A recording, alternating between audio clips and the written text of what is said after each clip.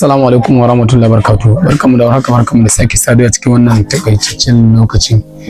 Nasiha ne zuwa ga kanmu baki daya da kuma tailoli. Allah ya sa mun shiga cikin goman ƙarshe, goma wacce take da falala da ni'ima da kuma wasa baiwa wanda Allah ya bata.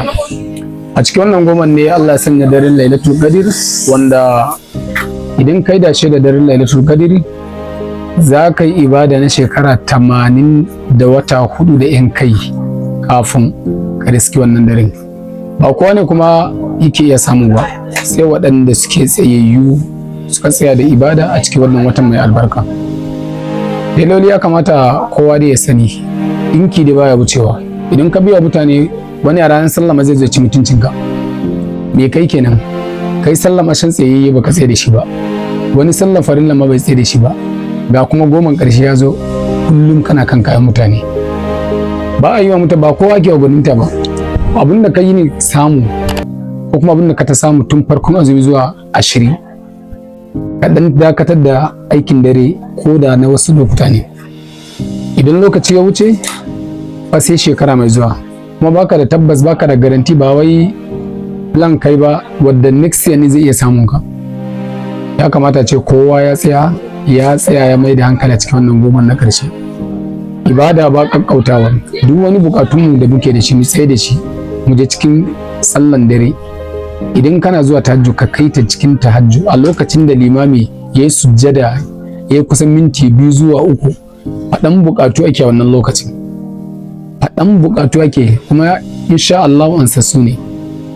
A lokacin da limami yake ya idar da sallah in shafai da wutiri, ana iya yana addu'o'i, ka ta faɗan bukatun kana amin da sauransu, insha Allah an sassu ne.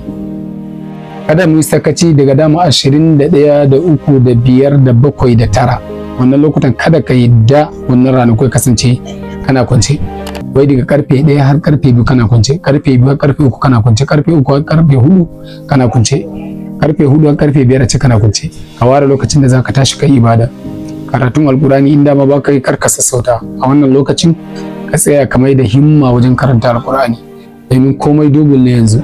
Wata ne wanda ake yafiya, ake yanta bayi, ake yafiya ake kuma yanta bayi.